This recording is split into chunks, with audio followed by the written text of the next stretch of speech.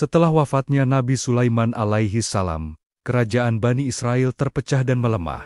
Bangsa yang dahulu hidup dalam kemegahan dan kekuasaan atas izin Allah, berubah menjadi kaum yang sibuk berselisih dan terbawa arus keduniawian. Sedikit demi sedikit, akidah mereka tercemar dari penyembahan kepada Allah semata.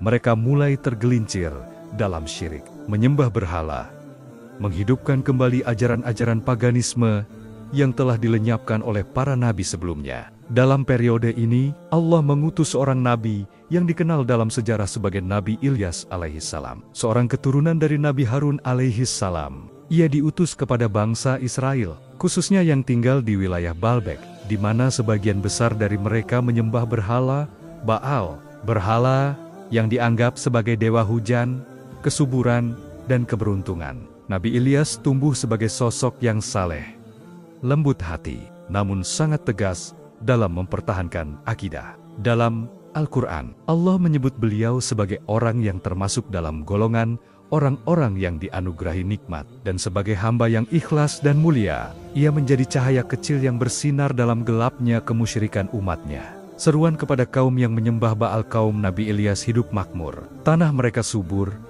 hasil pertanian melimpah, dan kehidupan tampak sejahtera secara lahiriah. Namun ruh mereka kosong. Mereka mengabaikan peringatan nabi-nabi sebelumnya dan mulai membuat patung Baal. Setiap kali turun hujan, mereka berterima kasih kepada Baal. Mereka meyakini bahwa patung tersebut memiliki kuasa atas alam semesta. Nabi Ilyas tidak tinggal diam. Dengan keberanian yang luar biasa, ia mendatangi kaum tersebut dan berseru, "Mengapa kalian tidak bertakwa kepada Allah?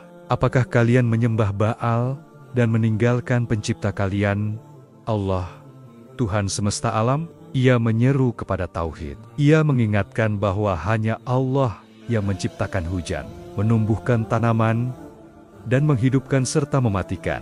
Namun seruan itu tak disambut dengan hati yang lapang. Mereka malah mengejek, menghina, bahkan menganggap Ilyas mengganggu kemakmuran mereka. Sebagian besar kaum Bani Israel yang tinggal di wilayah Baalbek menolak keras dakwah Nabi Ilyas. Mereka terbiasa menyembah patung itu secara turun-temurun. Bahkan, para pemuka kaum merasa terancam karena kehilangan kekuasaan jika masyarakat mengikuti ajaran Ilyas. Ancaman demi ancaman datang kepada beliau. Sebagian dari mereka mencoba membunuhnya, tapi Allah senantiasa melindungi nabinya.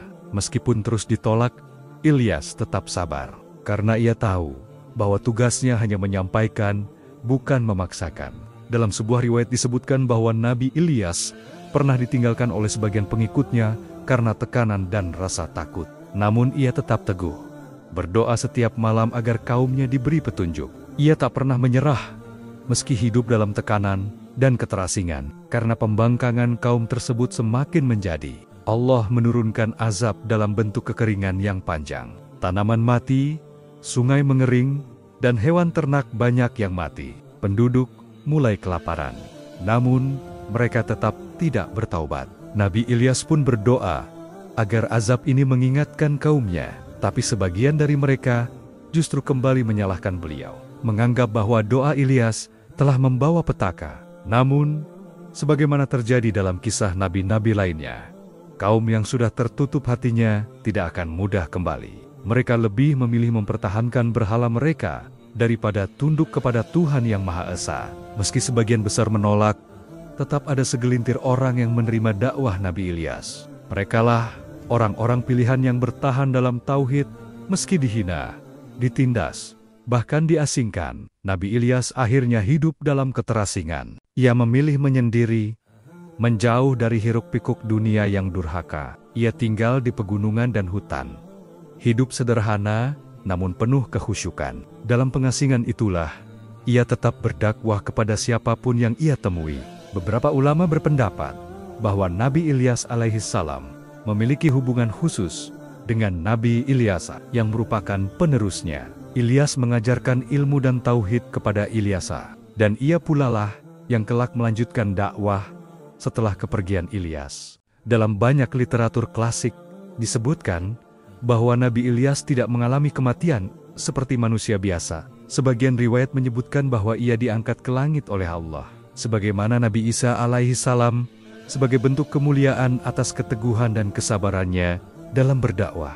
Riwayat lain menyebut bahwa ia akan diturunkan kembali menjelang akhir zaman sebagai bagian dari rahasia ilahi. Namun kepastiannya adalah bagian dari urusan gaib yang hanya Allah yang mengetahuinya. Yang pasti, ia wafat dalam keadaan taat, sabar, dan ikhlas. Sebagai seorang nabi yang menjalankan amanahnya dengan tulus hingga akhir hayatnya. Kisah Nabi Ilyas adalah kisah tentang keberanian di tengah kesesatan, keteguhan dalam tauhid, dan kesabaran dalam pengasingan. Ia tidak membawa pasukan besar.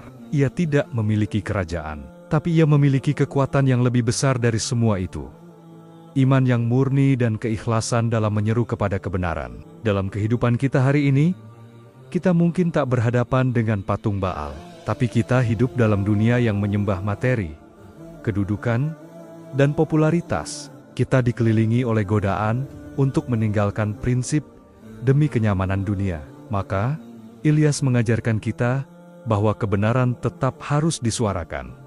Meski hanya sedikit yang mau mendengar, bahwa kesetiaan kepada Allah lebih mulia daripada pujian manusia. Dan bahwa satu suara kebenaran jauh lebih bernilai daripada 1000 suara yang menyesatkan. Jangan lupa like, komen, dan subscribe ya, biar kamu nggak ketinggalan kisah selanjutnya.